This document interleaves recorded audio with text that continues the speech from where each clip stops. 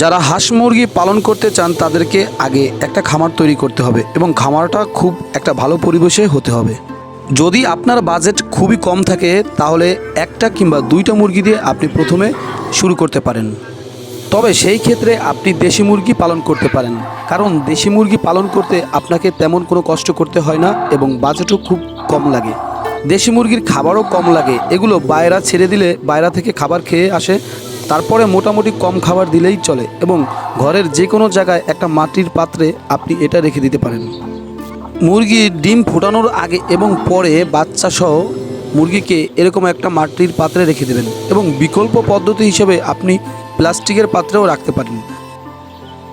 আমি প্রথমে 2টা মুরগি কিনি, তারপরে সেই মুরগি দুটো থেকে এতগুলো বাচ্চা হয়েছে। এখন এগুলোকে আমার আলাদা জায়গায় রাখতে হবে, এই জন্য আমাকে কিছুদিন অপেক্ষা করতে হবে।